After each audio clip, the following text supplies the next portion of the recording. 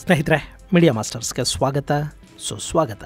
ಗೆಳೆಯರೆ, ಕಾಶ್ಮೀರದಲ್ಲಿ ಮತ್ತೊಂದು ಭಯಾನಕ ಸ್ಫೋಟ ಉಂಟಾಗಿದೆ. ಈ ಬಾರಿ ಸ್ಫೋಟ ನಡೆದಿರೋದು ದೆಹಲಿ ಸ್ಫೋಟದ ಇಡೀ ಸಂಚಿನ ಮೂಲ ಅನ್ನಿಸ್ಕೊಂಡಿದ್ದ ನೌಗಾಮ್ನಲ್ಲಿನ ಪೊಲೀಸ್ ಠಾಣೆಯಲ್ಲಿ. ಈ ಸ್ಫೋಟ 9 ಮಂದಿಯನ್ನ ಬಲಿ ತಗೊಂಡಿದೆ. 30ಕ್ಕೂ ಹೆಚ್ಚು ಮಂದಿ ತೀವ್ರವಾಗಿ ಗಾಯಗೊಂಡಿದ್ದಾರೆ. ಇಲ್ಲಿ ಸಾವಿನ ಸಂಖ್ಯೆ ಮತ್ತಷ್ಟು ಹೆಚ್ಚಾಗುವ ಸಾಧ್ಯತೆಗಳು ಕೂಡ ಕಂಡು ಬರ್ತಾ ಇವೆ. ಇನ್ನು ಈ ಸ್ಫೋಟ ಉದ್ದೇಶಪೂರ್ವಕವಾಗಿ ಆಯ್ತಾ ಅಥವಾ ಆಕಸ್ಮಿಕವಾಗಿ ಸಂಭವಿಸಿದ ಸ್ಫೋಟನ ಅನ್ನೋ ಬಗ್ಗೆ ತನಿಖೆಗಳು ನಡೀತಾ ಇವೆ. ಪ್ರಾಥಮಿಕ ಮಾಹಿತಿ ಪ್ರಕಾರ ಇದನ್ನ ಅಪಘಾತ ಅಥವಾ ಆಕಸ್ಮಿಕ ಸ್ಫೋಟ ಅಂತ ಹೇಳ್ತಾ ಇದ್ದಾರೆ. ಹಾಗಾದ್ರೆ ಶ್ರೀನಗರದ ಪೊಲೀಸ್ ಠಾಣೆಯಲ್ಲಿ ಏನಾಯ್ತು, ಬನ್ನಿ ನೋಡೋಣ.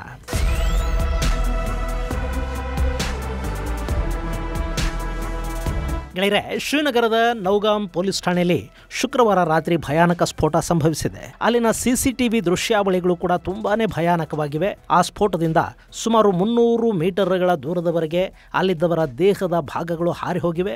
ಆ ಠಾಣೆಯ ಆವರಣದಲ್ಲಿ ನಿಲ್ಲಿಸಲಾಗಿದ್ದ ಬೈಕು, ಕಾರುಗಳು ಕೂಡ ಸಾಕಷ್ಟು ದೂರದವರೆಗೆ ಹಾರಿ ಬಿದ್ದಿವೆ.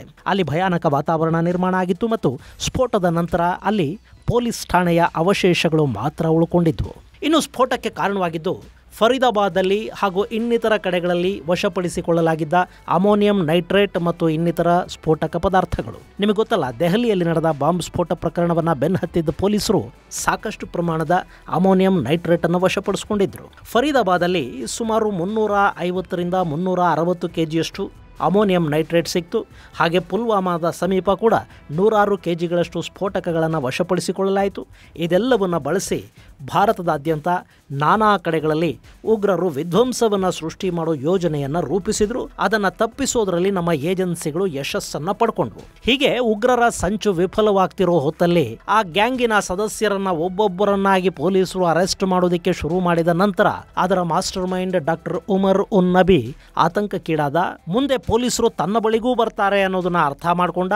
ಅವನನ್ನ ಭಯ ಕಾಡೋದಿಕ್ಕೆ ಶುರು ಮಾಡ್ತು. ಹೀಗಾಗಿ ಅವನು ಪ್ಯಾನಿಕ್ ಆಗಿ ದೆಹಲಿಯ ಕೆಂಪುಕೋಟೆ ಸಮೀಪ ಮೆಟ್ರೋ ಸ್ಟೇಷನ್ ಸಿಗ್ನಲ್ ಅಲ್ಲಿ ತಾನಿದ್ದ ಕಾರನ್ನ ಸ್ಫೋಟಿಸಿಕೊಂಡ.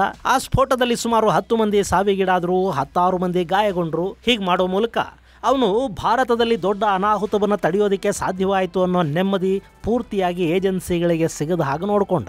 ಇನ್ನು ಈ ಪ್ರಕರಣದ ಮೂಲ ಇದ್ದದ್ದು ಕಾಶ್ಮೀರದಲ್ಲಿ. ಶ್ರೀನಗರದ ನೌಗಾಮ್ನ ಬನ್ಪೋರಾ ಅನ್ನೋ ಕಡೆ ಕಾಣಿಸಿಕೊಂಡಿದ್ದ ಪೋಸ್ಟರ್ಗಳ ಮೂಲವನ್ನ ಹುಡುಕ್ತಾ ಹೋದ ಪೊಲೀಸರಿಗೆ ಅವತ್ತು ಮೌಲ್ವಿ ಇರ್ಫಾನ್ ಅನ್ನೋನು ಸಿಕ್ಕಿ ಬೀಳ್ತಾನೆ. ಆನಂತರ ಡಾಕ್ಟರ್ ಮುಜಾಮಿಲ್ ಬಗ್ಗೆ ಗೊತ್ತಾಗುತ್ತೆ. ಅದು ಡಾಕ್ಟರ್ ಆದಿಲ್ನ ಬಗ್ಗೆ ಮಾಹಿತಿ ಸಿಗೋ ಹಾಗೆ ಮಾಡ್ತು. ಆಮೇಲೆ ಡಾಕ್ಟರ್ ಉಮರ್ ನಬಿಯ ಬಗ್ಗೆ ಗೊತ್ತಾಯ್ತು. ಲೇಡಿ ಟೆರರ್ ಶಾಹೀನ್ ಬಗ್ಗೆ ಕೂಡ ಪೊಲೀಸರಿಗೆ ಮಾಹಿತಿ ಸಿಕ್ತು.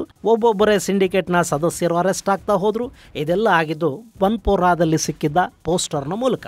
ಹೀಗಾಗಿ ಆ ಪ್ರಕರಣ ಕೂಡ ನೌಗಾಮಲ್ಲೇ ದಾಖಲಾಗಿತ್ತು. ಸೊ ಹರಿಯಾಣ ಸೇರಿದಂತೆ ನಾನಾ ಭಾಗಗಳಲ್ಲಿ ಸಿಕ್ಕ ಸ್ಫೋಟಕ ಪದಾರ್ಥಗಳನ್ನು ತಗೊಂಡು ಬಂದು ಈ ನೌಗಾಮ್ನ ಪೊಲೀಸ್ ಸ್ಟೇಷನ್ ನಲ್ಲಿ ಇಡಲಾಗಿತ್ತು. ಗೆಳೆಯರಲ್ಲಿ ಏನಾಗುತ್ತೆ ಅಂದ್ರೆ, ಯಾವುದೇ ಪ್ರಕರಣದಲ್ಲಿ ಆರೋಪಿಗಳನ್ನು ಅರೆಸ್ಟ್ ಮಾಡಿದ ನಂತರ ಆ ಪ್ರಕರಣಕ್ಕೆ ಸಂಬಂಧಪಟ್ಟ ಎಲ್ಲ ಸಾಕ್ಷ್ಯಾಧಾರಗಳನ್ನು ಪೊಲೀಸರು ಸಂಗ್ರಹ ಮಾಡಬೇಕಾಗತ್ತೆ. ಅಲ್ಲಿ ಸ್ಫೋಟಕಗಳನ್ನು ವಶಪಡಿಸಿಕೊಂಡ ಮೇಲೆ ಅದನ್ನು ಮಹಜರು ಮಾಡಬೇಕು. ಯಾವೆಲ್ಲ ವಸ್ತುಗಳು ಸಿಕ್ಕಿವೆ ಅನ್ನೋದನ್ನು ತೋರಿಸಬೇಕು. ಅಗತ್ಯ ಬಿದ್ದರೆ ಅವುಗಳನ್ನು ಫೋರೆನ್ಸಿಕ್ ಲ್ಯಾಬ್ಗೆ ಕಳುಹಿಸಿ ವರದಿಯನ್ನು ತರಿಸ್ಕೋಬೇಕು. ಅವಶ್ಯಕ ಅನಿಸಿದ್ರೆ ಆ ವಶಪಡಿಸಿಕೊಂಡ ವಸ್ತುಗಳನ್ನು ನ್ಯಾಯಾಲಯಕ್ಕೆ ಹಾಜರುಪಡಿಸಬೇಕು. ಅಲ್ಲಿ ಸಾಕಷ್ಟು ಕಾನೂನು ಪ್ರಕ್ರಿಯೆಗಳಿರುತ್ತವೆ. ಹೀಗಾಗಿ ಈ ಸ್ಫೋಟ ಪ್ರಕರಣದಲ್ಲಿ ಫರೀದಾಬಾದಲ್ಲಿ, ಪುಲ್ವಾಮಾದಲ್ಲಿ ಬೇರೆ ಬೇರೆ ಕಡೆ ವಶಪಡಿಸಿಕೊಂಡ ವಸ್ತುಗಳನ್ನ ಪೊಲೀಸರು ಶ್ರೀನಗರಕ್ಕೆ ತಗೊಂಡು ಬಂದಿದ್ರು. ಅದನ್ನ ನೌಗಾಮ್ ಪೊಲೀಸ್ ಠಾಣೆಯಲ್ಲಿ ಇಡಲಾಗಿತ್ತು. ಅದರಲ್ಲಿ ಅಮೋನಿಯಂ ನೈಟ್ರೇಟ್ ಕೂಡ ಇತ್ತು. ಈಗ ಸ್ಫೋಟಗೊಂಡಿರೋದು ಅದೇ ಅಮೋನಿಯಂ ನೈಟ್ರೇಟ್ ಅಂತ ಹೇಳ್ತಾ ಇದ್ದಾರೆ.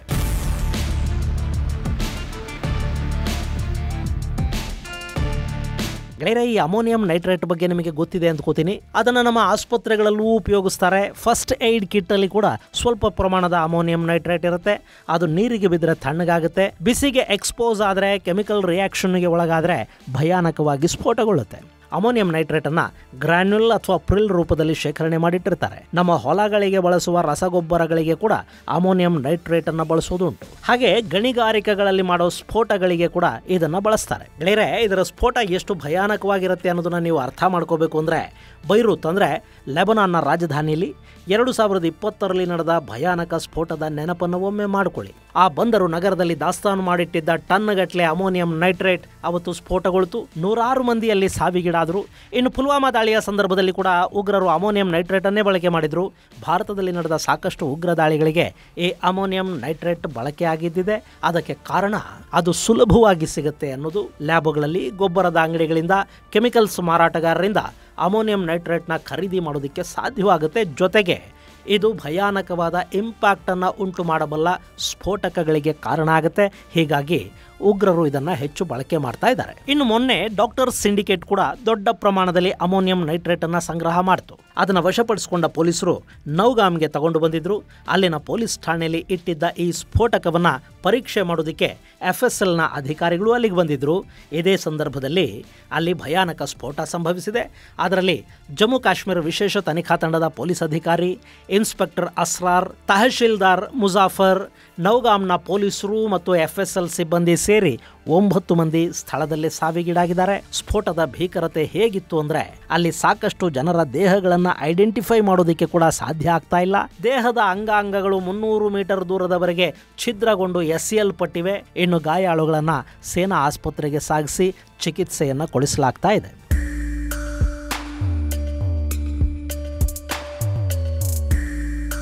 ಗೆಳೆಯರೆ, ಇಲ್ಲಿ ಸ್ಫೋಟ ಹೇಗೆ ಸಂಭವಿಸಿತು ಅನ್ನೋ ಬಗ್ಗೆ ತನಿಖೆಗಳು ಶುರುವಾಗ್ತಾ ಇವೆ. ಈ ಅಮೋನಿಯಂ ನೈಟ್ರೇಟ್ ಅನ್ನೋದು ಬೆಂಕಿಯ ಸಂಪರ್ಕಕ್ಕೆ ಬಂದ್ರೆ ಅಥವಾ ಬೇರೆ ಯಾವುದೇ ರೀತಿಯ ಕೆಮಿಕಲ್ ರಿಯಾಕ್ಷನ್ಗೆ ಈಡಾದ್ರೆ, ಪೆಟ್ರೋಲ್ ಅಥವಾ ಡೀಸೆಲ್ ನಂತ ಉರಿಯುವ ವಸ್ತುಗಳ ಸಂಪರ್ಕಕ್ಕೆ ಬಂದ್ರೆ ಸ್ಫೋಟಗೊಳ್ಳುವ ಸಾಧ್ಯತೆ ಇರುತ್ತೆ. ಹಾಗೆ ಗಾಳಿ ಆಡದ ಹೀಟ್ ಜನರೇಟ್ ಆಗುವ ಸ್ಥಳಗಳಲ್ಲಿ ಇದನ್ನ ದಾಸ್ತಾನು ಮಾಡಿದ್ರು ಇದು ಬಿಸಿ ಏರಿ ಸ್ಫೋಟಗೊಳ್ಳುವ ಸಾಧ್ಯತೆ ಇರುತ್ತೆ. ಸಾಮಾನ್ಯವಾಗಿ ವಾತಾವರಣದ ಕಾರಣಕ್ಕೆ ಇದು ಸ್ಫೋಟಗೊಳ್ಳಬೇಕು ಅಂದ್ರೆ ಅಲ್ಲಿ 54ರಿಂದ 55 ಡಿಗ್ರಿ ಸೆಲ್ಸಿಯಸ್ನಷ್ಟು ತಾಪಮಾನ ಇರಬೇಕು. ಆದ್ರೆ ನೌಗಾಮ್ ಪೊಲೀಸ್ ಠಾಣೆಯ ದಾಸ್ತಾನು ಕೊಠಡಿಯಲ್ಲಿ ಅಷ್ಟೊಂದು ತಾಪಮಾನ ಉಂಟಾಗಿತ್ತಾ?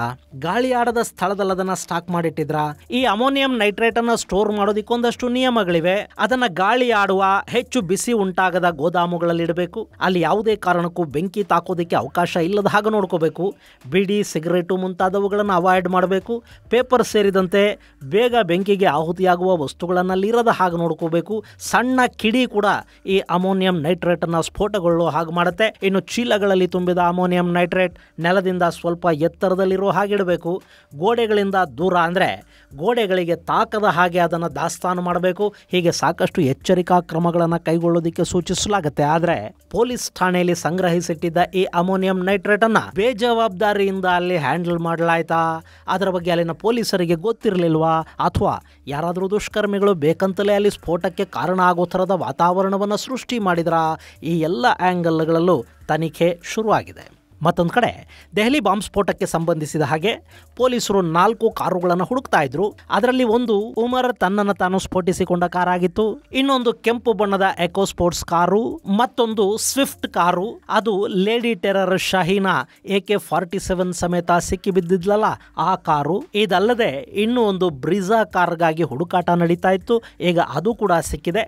ಆ ಕಾರನ್ನು ಪೊಲೀಸರು ಅಲ್-ಫಲ್ಹಾ ಯೂನಿವರ್ಸಿಟಿಯಲ್ಲಿ ವಶಕ್ಕೆ ಪಡ್ಕೊಂಡಿದ್ದಾರೆ. ಆ ಪ್ರಕರಣದ ತನಿಖೆ ನಡೀತಿರುವಾಗಲೇ ಶ್ರೀನಗರದಲ್ಲಿ ನಡೆದ ಈ ಸ್ಫೋಟ ನಿಜಕ್ಕೂ ದುರಂತ ಅನ್ನಿಸ್ತಾ ಇದೆ. ಅಲ್ಲಿ ಹುತಾತ್ಮರಾದ ಎಲ್ಲ ಪೊಲೀಸ್ ಅಧಿಕಾರಿಗಳಿಗೆ ಸದ್ಗತಿ ಸಿಗಲಿ, ಅವರ ಅಗಲಿಕೆಯ ನೋವನ್ನ ಭರಿಸುವ ಶಕ್ತಿ ಅವರ ಕುಟುಂಬಗಳಿಗೆ ಸಿಗಲಿ. ಇನ್ನು ಮುಂದೆ ಇಂಥ ಅನಾಹುತಗಳಾಗದ ಹಾಗೆ ಸ್ಫೋಟಕ ಸಾಮಗ್ರಿಯನ್ನ ನಿಭಾಯಿಸೋ ಬಗ್ಗೆ ಪೊಲೀಸ್ ಠಾಣೆಗಳಲ್ಲಿನ ಎಲ್ಲ ಸಿಬ್ಬಂದಿಯನ್ನ ಟ್ರೈನ್ ಮಾಡೋ ಕಡೆಗೆ ಕೂಡ ಅಧಿಕಾರಿಗಳು ಗಮನ ಹರಿಸಲಿ. ಮುಂದಿನ ಸಂಚಿಕೆಯಲ್ಲಿ ಮತ್ತಷ್ಟು ವಿಶೇಷಗಳ ಜೊತೆ ಮತ್ತೆ ಭೇಟಿಯಾಗೋಣ. ಅಲ್ಲಿವರೆಗೆ ಜೈ ಹಿಂದ್, ಜೈ ಕರ್ನಾಟಕ.